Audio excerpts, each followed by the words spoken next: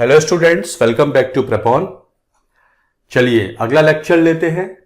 अगला मूवमेंट है civil disobedience movement, जो 1930 से 34 होता है। और ये कंटिन्यूअस मूवमेंट नहीं है, इसमें जो इवेंट्स हुए हैं वो इंपॉर्टेंट हो जाते हैं। अब 26 जनवरी 1930 को पूरे भारत में मनाया गया है इंडिपेंडेंस डे, जिसका फैसला लाहौर सेशन में हुआ था। और यहां पर इंडिपेंडेंस प्लेज पढ़ी गई है पूरे भारत में, जो गांधी जी ने ड्राफ्ट की थी। पहला जो बड़ा इवेंट होता है इस पीरियड में वो था दांडी मार्च। दांडी मार्च 12 मार्च 1930 से 6 अप्रैल 1930 तक एक दांडी मार्च आयोजित की जाती है। साबरमती आश्रम, जिसका रियल नाम सत्याग्रह आश्रम था, वहां से मार्च शुरू की है गांधी जी ने। उनके साथ सरोजिनी नायडू हैं, बहुत सारे फॉलोवर्स हैं। ये गुजरात के दांडी जाते हैं, जो कि नवसारी जिले में हुआ करता है। वहां जाते हैं, लंबी सी यात्रा है। शुरू में तो 78 लोग ही हैं, लेकिन अल्टीमेटली बहुत लोग शामिल हो जाते हैं बीच में, और एक बड़ी सी मार्च चलती है और दांडी पहुंच जाते हैं गांधी जी 5 अप्रैल 1930 को। और 6 अप्रैल को गांधी जी ने वहां पर नमक कानून का उल्लंघन किया है। नमक कानून ये कहता है कि कोई भी भारतीय नमक का उत्पादन नहीं कर सकता है, नमक सरकार ही बनाएगी और उस पर टैक्सेशन बहुत ज़्यादा है। गांधी जी का कहना है नमक वो चीज़ है जो नेचुरली ऑब्टेन होती है, वो चीज़ जो कंप्लीटली फ्री होनी चाहिए, उसको सरकार ने महंगा कर रखा है, मोनोपोलाइज कर रखा है और हाईली टैक्स्ड कर रखा है। इसलिए नमक एक सिंबॉलिक है कि नमक जैसी चीज़ भी आपने हाई टैक्सेशन में रखी हुई है।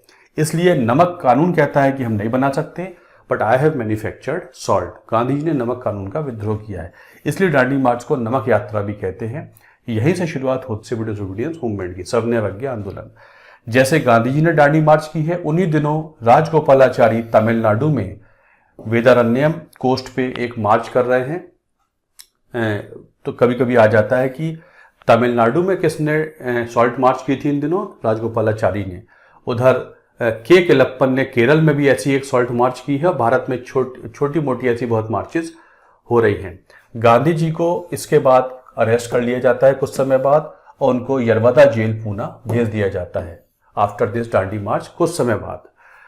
उधर जुलाई 1930 तक आते आते जो सिविल डिसोबीडियंस मूवमेंट है वो अपनी स्पीड पकड़ने लगता है, गति पकड़ने लगता है। ऐसे हालातों में ये देखा गया, अंग्रेज तुरंत अनाउंस कर देते हैं कि हम round table conference hold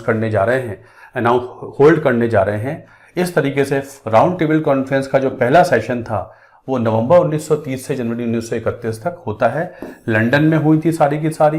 PM है रामसे मैकडोनाल्ड, वो उसके चेयरमैन हैं। और इंडियन पार्टीज भी वहाँ बुलाई जाती हैं। उनमें सभी पार्टियां पहुंची हैं। मुस्लिम लीग पहुंची है, जिन्ना इंपॉर्टेंट है। हिंदू महासभा पहुंची है, डिप्रेस क्लासेस एसोसिएशन को रिप्रेजेंट कर रहे हैं डॉक्टर BR अम्बेडकर। बहुत सारी पार्टियां हैं, प्रिंसेस हैं, जो रियासतदार हैं, राजा महाराजा निजाम वगैरह, ये सब पहुंचे हैं। लेकिन कांग्रेस ने बाइकआउट किया है। कांग्रेस पहली राउंड टेबल कॉन्फ्रेंस में नहीं गई थी। इसका मतलब ये नहीं है कि उन्हें बुलाया नहीं गया था। वो Congress itself decided not to participate in the first round table conference. और कांग्रेस जिस मीटिंग में नहीं है उसमें भारत का फैसला हो नहीं सकता है, इसलिए पहली मीटिंग का कुछ बड़ा फैसला नहीं आता है। उधर जब देखते हैं कि कांग्रेस के बिना कोई फैसला नहीं होता है, तो भारत में बोला जाता है वायसरॉय को कि गांधी जी को रिहा किया जाए यरवदा जेल से, उनके साथ मीटिंग होल्ड की जाए। इस तरीके से 1931 फरवरी में गांधी इरविन टॉक शुरू होते हैं। राष्ट्रपति भवन में हुए थे। राष्ट्रपति भवन में रहने वाला पहला वायसरॉय इरविन था। और राष्ट्रपति भवन में जो पहला इंपॉर्टेंट पॉलिटिकल इवेंट हुआ था वो थी गांधी इरविन टॉक्स। गांधी जी को टॉक्स के लिए बुलाया है इरविन ने, वायसरॉय ने। गांधी जी को बुला लिया गया है और यहां पर गांधी जी ने अपनी कुछ शर्तें रखी हैं राउंड टेबल कॉन्फ्रेंस में जाने के लिए। एक तो सॉल्ट प्रोडक्शन के लिए हमें अनुमति दे दी जाए। जितने पॉलिटिकल प्रिजनर्स आपने अरेस्ट किए हैं मूवमेंट्स के दौरान, उन्हें छोड़ा जाए। भगत सिंह की फांसी के फैसले को रिवोक कर दिया जाए। और भी छोटी मोटी बहुत सारी उनकी शर्तें हैं। और उधर इरविन कहता है ये सारी चीज़ें मंजूर हो सकती हैं except the death sentence of Bhagat Singh, उस पर कुछ नहीं हो सकता है। और आप, इरविन कहता है आप मूवमेंट वापस लीजिए, राउंड टेबल कॉन्फ्रेंस में पार्टिसिपेट करिए। All demands accepted except the death sentence of Sardar Bhagat Singh. Short में है ये, बहुत लंबा चौड़ा इसका डिस्कशंस होते हैं। फाइनली ये क्या कहते हैं, खत्म हो जाती है मीटिंग। और उधर ये जो मीटिंग थी ये आखिरी एफर्ट था, बड़ा एफर्ट, जब भगत सिंह की लाइफ सेव करने की बात है। और 23 मार्च को मतलब गांधी इरविन टॉक्स खत्म हुई है 5 मार्च को, 23 मार्च को भगत सिंह को फांसी दे दी जाती है लाहौर जेल में। इस तरीके से ये हुआ था और अब कांग्रेस राजी हो गई है कि वो राउंड टेबल कॉन्फ्रेंस में जाने को तैयार है। बहुत सी छोटी छोटी डिमांड अंग्रेजों ने मान ली थी। सेकंड राउंड टेबल कॉन्फ्रेंस होती है दिसंबर 1931 में। सब कुछ सेम है। कांग्रेस ने पार्टिसिपेट किया है। कई बार पूछ लेते हैं कांग्रेस के रिप्रेजेंटेटिव्स कौन थे, तो गांधी जी थे। The only representative of Congress in this meeting was Gandhi ji. कभी कभी पूछ लेते हैं गांधी जी, ये किसी एग्जाम में क्वेश्चन बहुत पहले देखा था कि Gandhi ji went to London to participate in the round table conference in on which ship, it was ship SS Rajputana. बहुत typical factual and rare question है, but it has been asked in some state level exam, PCS or UP PCS rather. Sarojini Naidu was also part of round table conference, but she was representing Indian women, not Congress. Congress was represented only by Gandhi ji. She was also part of Congress, but she was there in the capacity of representative of Indian women. Madan Mohan Malviya भी है, बहुत सारे और नेता भी हैं, doctor Ambedkar भी हैं, ये सब पहुंचते हैं, मोहम्मद अली जिन्ना भी हैं। फाइनली इसका भी कोई फैसला नहीं होता है। मुस्लिम लीग, कांग्रेस और सबके उद्देश्य अलग अलग हैं, कुछ भी फैसला नहीं होता है। इसको लेके मीटिंग ये ख़त्म हो जाती है और जो वहाँ का जो प्राइम मिनिस्टर है रैमसे मैकडोनाल्ड, वो कह देता है कि छोटी मोटी कमेटी में बना देता हूँ जो भारतीय मुद्दों पर डिस्कशन करेगी, तब तक भारतीय पार्टियां अपना व्यू पॉइंट मुझको दे दें। अगर वो व्यू पॉइंट समय रहते दे देंगी तो ठीक है, वरना मैं एक तरफा फैसला दे दूंगा। ये कह के वो ख़त्म हो जाती है, सभी पार्टियां वापस आ जाती हैं। कांग्रेस 1932 जनवरी में नॉन कॉपरेशन मूवमेंट को रिज्यूम कर लेती है। उधर गांधी जी जैसे ही भारत वापस आते हैं उनको अरेस्ट कुछ समय बाद कर लिया जाता है। तो 1932 में जो मूवमेंट कुछ समय के लिए रोक दिया गया था, सिविल CDM, वो रिज्यूम हो जाता है। लेकिन जो सेकेंड फेज था वो उतना ज़्यादा एक्सलेरेशन से नहीं चला था, उसकी एनर्जी लेवल डाउन था। बहरहाल अगस्त 1932 में जो मैकडोनाल्ड है वो एक तरफा फैसला दे देता है, क्योंकि किसी भारतीय पार्टी ने अपना कोई व्यू पॉइंट सरकार को नहीं भेजा है। और यहाँ पर जो फैसला है उसमें वो कहता है कि डिप्रेस क्लासेस की डिमांड ये थी, जिसको डॉक्टर अम्बेडकर रिप्रेजेंट कर रहे हैं, कि हमको भी मुस्लिम्स के तरीके से पृथक निर्वाचन का अधिकार दिया जाए, ताकि हमारे पास पॉलिटिकल पावर आएगी तो हमारी सोशियो इकोनॉमिक अपलिफ्टमेंट अपने आप हो जाएगा। किसी का सामाजिक स्तर ऊंचा तभी होगा जब उसके पास राजनीतिक पावर होगी। जब तक पॉलिटिकली स्ट्रेंथन नहीं होंगे तब तक सोशियो इकोनॉमिक डेवलपमेंट नहीं हो सकता। इस लॉजिक पे डॉक्टर अम्बेडकर काम कर रहे थे और डिफरेंट क्लासेस को पृथक निर्वाचन दिया जाता है। ये इसका इंपॉर्टेंट पॉइंट है। और भी इसमें पॉइंट बहुत सारे हैं। गांधी जी को यरवता जेल दोबारा भेज दिया गया था। जब वो वापस आ जाते हैं तो गांधी जी को जब पता लगता है तो ये टॉक्स शुरू हो जाती हैं कि ये सेपरेट इलेक्टोरेट डिफरेंट क्लासेस को देने का मतलब है कि हिंदू कम्युनिटी को भी डिवाइड करने की कोशिश अंग्रेज कर रहे हैं। हिंदू मुस्लिम तो कर ही चुके हैं। They wanted to divide Indians into good number of groups and playing the policy of divide and rule. Finally Gandhi ji और अंबेडकर के बीच में पूना पैक्ट साइन होता है। Doctor Ambedkar and Gandhi ji sign करते हैं पूना पैक्ट। ये यरवता जेल में ही साइन हुआ था 26 सितंबर 1930 को। इससे पहले गांधी जी ने 6 दिन का फास्ट किया था, हंगर स्ट्राइक की थी। Finally Ambedkar yielded and there was signed between both of them Poona pact, जिसमें गांधी जी ने बोला है आपको पॉलिटिकल एम्पावरमेंट चाहिए, उसके लिए कांग्रेस ज्यादा टिकट दिया करेगी जब इलेक्शन हुआ करेंगे, आप पृथक निर्वाचन की बात ना करें। डॉक्टर अंबेडकर मान जाते हैं। नौकरियों में भी आपके रिजर्वेशन की बात कर ली जाएगी और सीटों के लिए भी, इलेक्शन में भी टिकट ज्यादा डिप्रेस क्लासेस के लोगों को दिए जाएंगे। इस तरीके से आपका पॉलिटिकल अपलिफ्टमेंट हो जाएगा, but not as a part of separate community.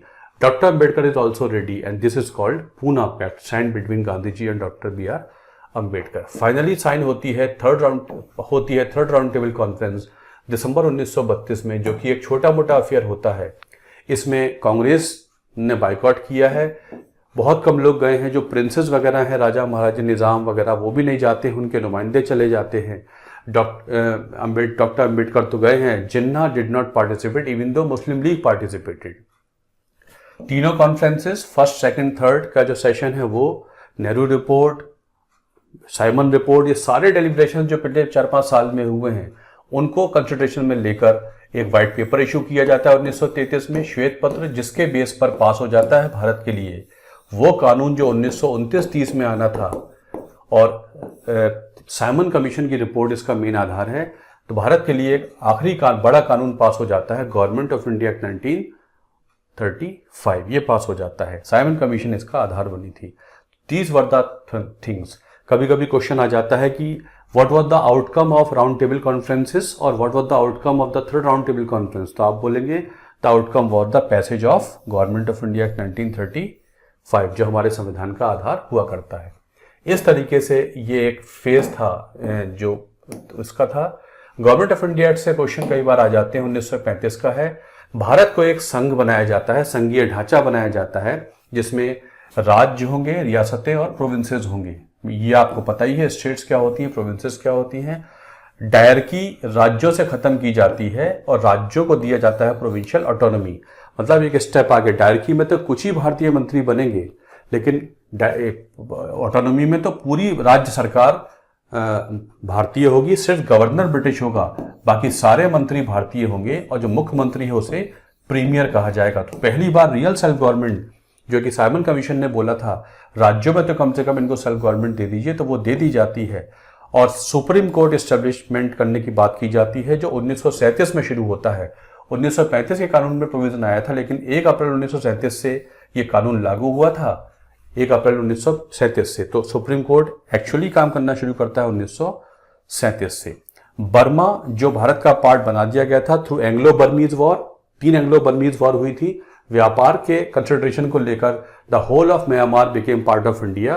तो Burma wanted to get separated from India, that was done in 1937। Actually Burma भारत से अलग 1937 में होता है, प्रोविजन 1935 के कानून में आया था। क्यों, मैंने आपको बता दिया, यह कानून 1 अप्रैल 1937 से ही लागू हुआ था। 3 लिस्ट आ जाती है। फेडरल सिस्टम नहीं चल सकता अगर प्रोविंशियस यूनियन लिस्ट ना हो, स्टेट लिस्ट ना हो, कॉन्करेंट लिस्ट ना हो। तो ये डिस्ट्रीब्यूशन ऑफ पावर्स की बात इसमें आ जाती है प्रॉपर तरीके से। डिप्रेस्ड क्लासेस को शेड्यूल्ड कास्ट कहा जाने लगा था और बहुत सारे प्रोविजन हुआ करते थे। तो ये कानून पास हो गया था 1935 का, जो सबसे बड़ा कानून है। उधर 1935 के कानून के तहत इलेक्शंस होते हैं 1937 में। ये सबसे बड़े इलेक्शन थे इंडिपेंडेंस से पहले। इसमें कांग्रेस इलेक्शन लड़ती है और इलेक्शन लड़ने के बाद कांग्रेस 8 राज्यों में सरकार बना लेती है। कांग्रेस को अच्छा बहुमत मिला है। बस 2 बड़े राज्यों में कांग्रेस की सरकार नहीं बनी है। पंजाब में लोकल मुस्लिम पार्टी है, यूनियनिस्ट पार्टी, उसकी सरकार बनी है। बंगाल में लोकल पार्टी कृषक प्रजा पार्टी है, ये मुस्लिम पार्टीज हैं, इनकी सरकार बनी है। लेकिन बाकी राज्यों में जो बड़े राज्य हैं वहां कांग्रेस की सरकार बन जाती है। तो लगभग 28 महीने राज्यों में कांग्रेस की सरकारें चली हैं, एक्सेप्ट 2 स्टेट्स। तो ये पीरियड ऑफ कांग्रेस मिनिस्ट्रीज कहलाता है। और Jinnah had come back from England by this time. इस बीच में उन सेकंड राउंड टेबल कॉन्फ्रेंस के बाद Jinnah remained in England, but now he had come back. और अब जो 1937 में देखा गया कि मुस्लिम तो जीते हैं, बट मुस्लिम लीग 1937 के इलेक्शन में कुछ ज्यादा नहीं जीत पाई है। तो अब मुस्लिम लीग की पॉलिटिक्स टिपिकल रिलीजन बेस्ड हो जाती है हर तरीके से, and they started working for somehow having their own country called Pakistan. उधर सितंबर पर 1939 को सेकेंड वर्ल्ड वॉर स्टार्ट हो जाती है। सेकेंड वर्ल्ड वॉर की तो हालात तो 1937 से ही हो गए थे, जब जापान ने साउथ ईस्ट चाइना कैप्चर कर लिया था। लेकिन एक्चुअल स्टार्ट होती है जब Germany had invaded Poland. Germany under Hitler in 1930s had become very very powerful and Germany invaded Poland September 1st 1939। उसी समय फिर इंग्लैंड और फ्रांस ने वॉर जर्मनी पे अनाउंस कर दी है 3 सितंबर 1939 को। और जल्दी ही भारत का वायसरॉय सपोर्ट में आ जाता है और कहता है India is also at war with against Germany. Bharat भी जर्मनी के अगेंस्ट खड़ा हुआ है। मतलब भारतीय सेना, भारतीय रिसोर्सेज इंग्लैंड के सपोर्ट में जाएंगे, इसका मतलब ये है। तो we are also against Germany in the second world war. जब भारत को वॉर में ढकेल दिया जाता है तो कांग्रेस इसको ऑब्जेक्ट करती है कि भारत का कोई मतलब नहीं है वॉर से। ये जो आपकी इंपीरियलिस्टिक वॉर्स हैं, जो कोलोनियलिज्म, पूंजीवाद का एक मैनिफेस्टेशन है, इसलिए भारत का इसमें कोई रोल नहीं होना चाहिए। वैसे भारत एक गुलाम मुल्क है और पोलैंड की रिहाई के लिए, पोलैंड को इंडिपेंडेंस के लिए तो आप वॉर लड़ रहे हैं। तो पहले भारत को आज़ाद किया जाए। आज़ाद भारत तय करेगा कि उसे सेकेंड वर्ल्ड वॉर में पार्टिसिपेट करना है, नहीं करना है। जब बात नहीं मानी जाती है तो दिसंबर 1937 तक आते आते जो 8 राज्यों में कांग्रेस की सरकारें चल रही हैं, उन्होंने इस्तीफा दे दिया है। कई बार पूछ लेते हैं कांग्रेस का इस्तीफा क्यों हुआ था 1939 में, आप बोल देंगे Congress was against inclusion of India into the second world war. इस तरीके से कांग्रेस मंत्रिमंडल इस्तीफा दे देते हैं और वहां पर फिर सरकार, सेंट्रल गवर्नमेंट का कंट्रोल हो जाता है। अब 1940 से 42 का एक फेज आ जाता है। 1940 मार्च में, अब इस 42 में क्विट इंडिया मूवमेंट शुरू हुआ है, तो इसके बीच में छोटे छोटे डेवलपमेंट क्या है। लाहौर में मुस्लिम लीग ने अपना रेजोल्यूशन पास कर दिया है जिसका नाम पड़ गया Pakistan resolution. P for Punjab, K for Kashmir, A for Afghanistan और बलूचिस्तान, सिंध, इस तरीके से पाकिस्तान का ये एक्रोनिम बन गया था, जो कि मुस्लिम लीग का जो एक स्टूडेंट था रहमत अली, उसने दिया था जिन्ना को 1932 में सुझाया था, कभी देश का नाम अगर होगा तो पाकिस्तान रखा जाएगा। This way this came into being, और 1940 मार्च में पास हो गया था पाकिस्तान रेजोल्यूशन। रहमत अली नाम के व्यक्ति ने इस टर्म को कॉइन किया था। उधर 1940 अगस्त में लिनलिथगाओ, वायसरॉय लिनलिथगाओ है इस समय, उसके बाद इरविन के बाद वेलिंगटन आ गया है, वेलिंगटन के बाद लिनलिथगाओ आ गया है। लिनलिथगाओ ऑफर देता है अगस्त में, तो इसे अगस्त ऑफर भी कह देते हैं। वो कहता है कि भारतीय सपोर्ट कर दें वॉर में, और हम फ्यूचर में आपको एक संविधान निर्मात्री सभा बनाने की बात करते हैं, हम आपको सरकार में भी, सेंट्रल गवर्नमेंट में भी बड़े स्तर पर ले लेंगे। मतलब बहुत सारे फ्यूचर प्रॉमिसेस देता है। लेकिन कांग्रेस लिनलिथगाओ ऑफर को ठुकरा देती है। फ्यूचर प्रॉमिस से बात नहीं बनेगी, जो करना है अभी कीजिए, जब तक देश आजाद नहीं होगा, जब तक रिस्पॉन्सिबल गवर्नमेंट नहीं बनेगी, हम वॉर में जाने को तैयार नहीं है। जब बहुत प्रेशर आता है तो कांग्रेस एक इंडिविजुअल सत्याग्रह शुरू करती है, जहां पर हम पीसफुली इंडिविजुअली सत्याग्रह करेंगे। क्योंकि भारत को वॉर में ढकेल दिया गया है, तो हम वर्ल्ड प्रेस को ये बताएंगे कि भारत को वॉर में ढकेलने का काम अंग्रेजों का है, भारतीय वॉर में का पार्ट नहीं है। इंडिया का स्टांस वॉर के लिए ये है। इसलिए हम सभी शहरों में एक कांग्रेस के लीडर को अपॉइंट करेंगे, जो कि इंडिविजुअल सत्याग्रह करेगा, जो कि पीसफुल होगा, नॉन वायलेंट होगा।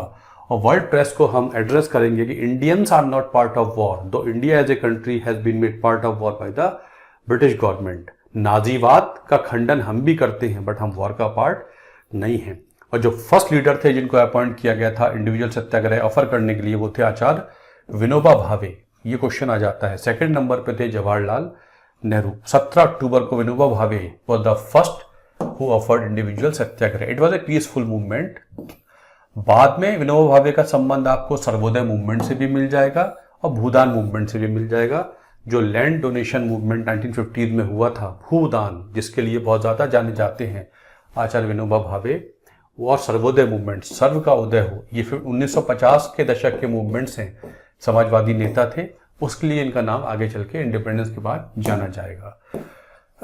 1942 में अंग्रेज क्रिप्स मिशन भेजते हैं भारत, स्टैफर्ड क्रिप्स। जब भारतीय राजी नहीं है, स्टैफर्ड क्रिप्स भारत आता है। स्टैफर्ड क्रिप्स लेबर पार्टी का नेता है। लेबर पार्टी भारत के सपोर्ट में बात करती है, तो ये सोचा गया है कि भारतीयों का वॉर सपोर्ट बहुत जरूरी है, क्योंकि उधर Japan had captured whole of south east Asia, और जापान भारत की तरफ बढ़ रहा है। भारत मतलब ब्रिटिश इंडिया है, तो अंग्रेजों को खतरा है। तो वो भेज देते हैं स्टैफर्ड क्रिप्स को 1942 मार्च में। वो कहता है जैसे ही वॉर खत्म होगी हम आपकी संविधान सभा बना देंगे। वायसरॉय की एग्जीक्यूटिव काउंसिल का मतलब है सेंट्रल गवर्नमेंट, इसमें ज्यादा भारतीयों को हम तुरंत ले लेंगे। और लेकिन इंडियंस कहते हैं अगर आप वायसरॉय की काउंसिल में, मतलब सेंट्रल गवर्नमेंट में भारतीयों को लेंगे, तो डिफेंस मिनिस्टर भारतीयों को बना दीजिए अभी तुरंत। डिफेंस मंत्रालय भारतीयों को तुरंत देना जरूरी है। इस पे क्रिप्स राजी नहीं है। डिफेंस मंत्रालय जब तक वॉर चलेगी अंग्रेज के पास रहेगा, और मंत्रालय हम आपको दे सकते हैं। इसी को लेके दोनों के बीच में अनबन हो जाती है और ये क्रिप्स मिशन फेल हो जाता है। गांधी जी ने बोला है क्रिप्स मिशन के लिए, it was a post dated cheque और ए क्रैशिंग बैंक। या आप मुझे फ्यूचर का प्रॉमिस दे रहे हैं, it is not acceptable. Cripps mission fail हो जाता है। उधर जापान भारत की तरफ बढ़ रहा है। जापान ने अंडमान निकोबार कैप्चर कर लिया है और बिल्कुल मद्रास को अटैक करने की बात चल रही है। जब ये सब होने लगता है, जापानी भारत की तरफ बढ़ने लगे हैं और क्रिप्स जैसे व्यक्ति का प्रपोजल भी फेल हो गया है, तब कांग्रेस फैसला कर लेती है कि अब हमको मूवमेंट शुरू कर देना चाहिए। इस तरीके से वर्धा में मीटिंग होती है। 14 जुलाई 1942 को वर्धा रेजोल्यूशन पास होता है, जिसमें यह कहा गया कि हम क्विट इंडिया मूवमेंट स्टार्ट कर देंगे। क्विट इंडिया मूवमेंट की मीटिंग होती है 8 अगस्त 1942 को। बॉम्बे में कांग्रेस की मीटिंग हो रही है। गांधी जी संबोधित कर रहे हैं लोगों को और बताने जा रहे हैं कि आने वाले मूवमेंट में हमारा क्या तरीका होगा, कैसे हम काम करेंगे। मूवमेंट अभी शुरू हुआ नहीं है, एक मीटिंग चल रही है बस। और गांधी जी कहते हैं अब समय आ गया है कि डू और डाई, यहां पर नारा दे देते हैं डू और डाई।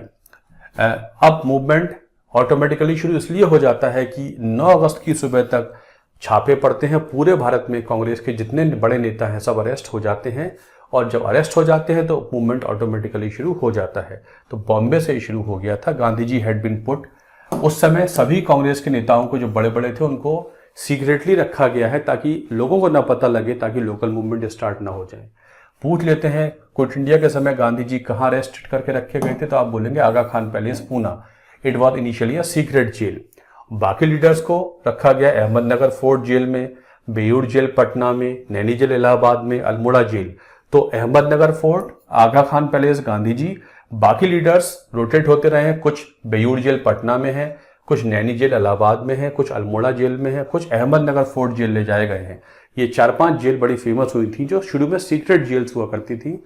ये सबसे वायलेंट मूवमेंट माना जाता है फ्रीडम स्ट्रगल का। लोगों ने बढ़ चढ़ के इसको वायलेंट बना दिया है, और जितना ज्यादा वायलेंस की जा रही है उतना ही बड़ा सप्रेशन अंग्रेजों ने भी किया है। सीधे गोलियां चलाई गई हैं, बॉम्ब, एयर बॉम्बिंग भी कराई गई है। इसी समय इस मूवमेंट को, जो कि सारे बड़े नेता जेल में हैं, तो यंग लीडर्स ने मूवमेंट चलाया है, और उनमें Jayaprakash Narayan, Ram Manohar Lohia, Aruna Asaf Ali, she played a very important role in the Quit India movement. इसी समय उषा मेहता नाम की लीडर ने कांग्रेस से चलाया, बॉम्बे से चलाया था कुछ समय के लिए कांग्रेस रेडियो, जो कि जब्त कर लिया गया था। तो ये कुछ इंपॉर्टेंट नाम आ जाते हैं।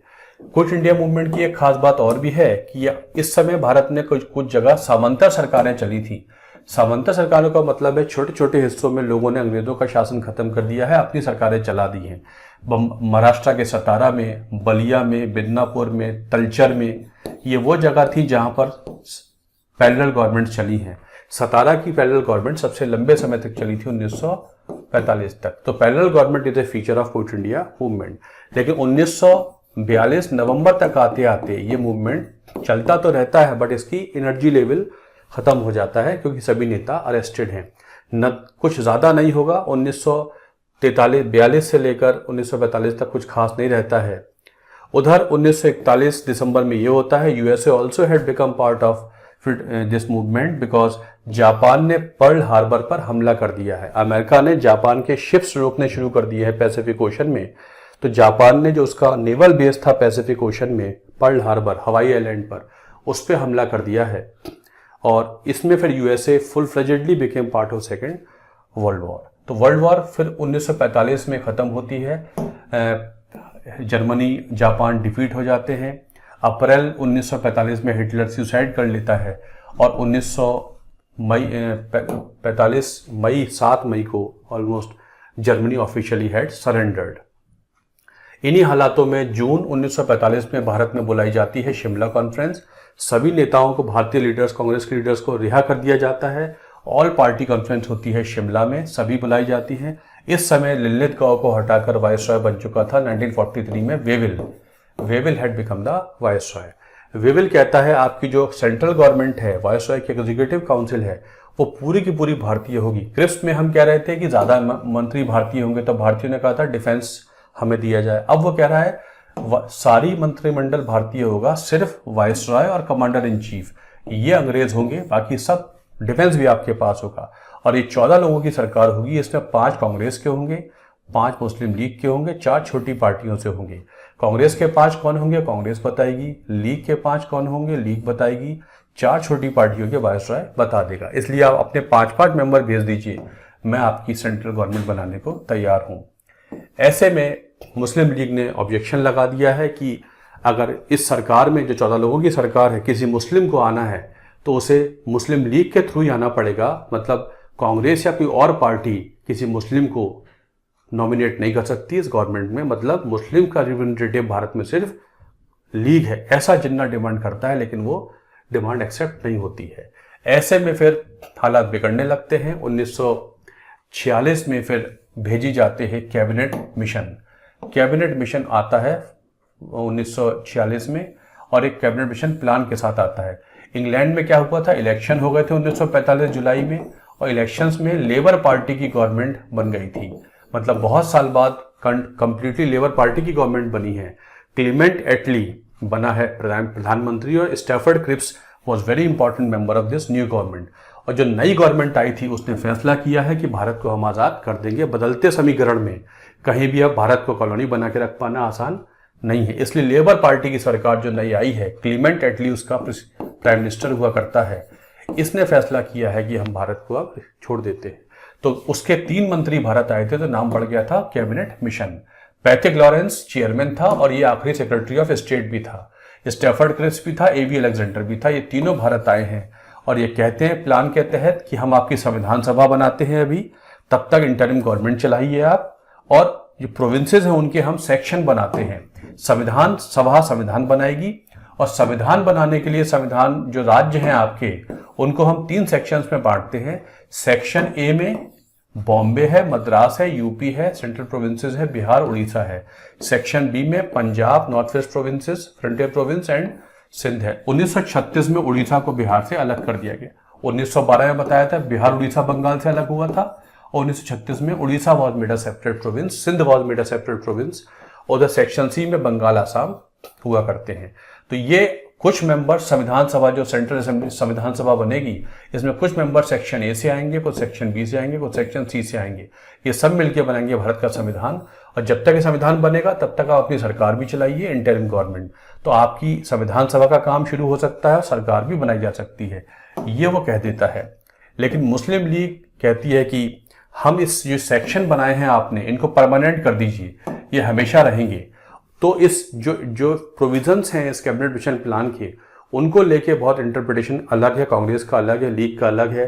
कांग्रेस कहती है ये these sectioning has been done only for the purpose of making the constitution, इसमें ये परमानेंट नहीं होंगे। परमानेंट देखें तो सेक्शन ए इंडिया है, सेक्शन बी वेस्ट पाकिस्तान है, सेक्शन सी ईस्ट पाकिस्तान है।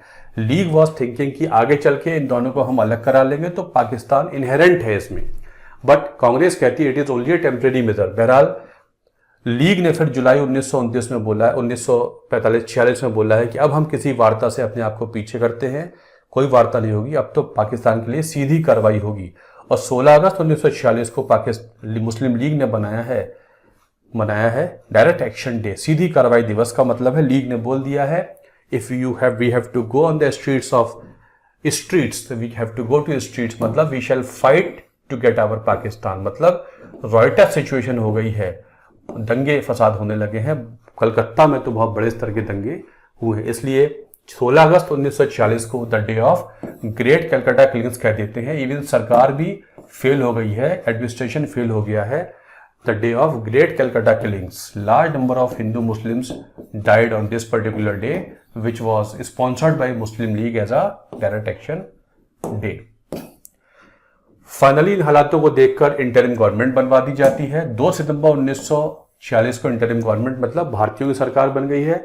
Jawaharlal Nehru was part of this, he was vice president, president मतलब अध्यक्ष तो इसके मेन वाइसरॉय हैं, बट प्रैक्टिकली देखा जाए तो Nehru was president of, vice president का पद था उनके पास इंटरिम गवर्नमेंट में। इंटरिम गवर्नमेंट फेल हो जाती है, ये नहीं चल पाएगी, लीग और कांग्रेस साथ साथ काम नहीं कर पा रही हैं।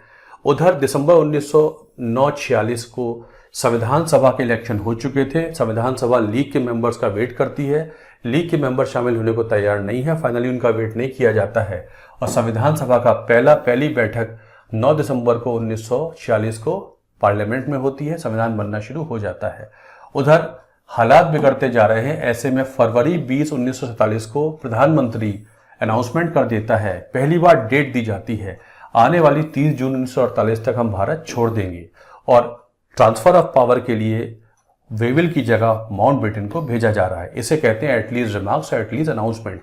मतलब पहली बार उन्होंने बोला है 3 जून 1948 तक, ये पहली डेट आई है, 47 नहीं 48 है, हम भारत छोड़ देंगे। इस तरीके से माउंटबेटन मार्च 1947 को माउंटबेटन भारत आ गया है एज द लास्ट वाइसरॉय।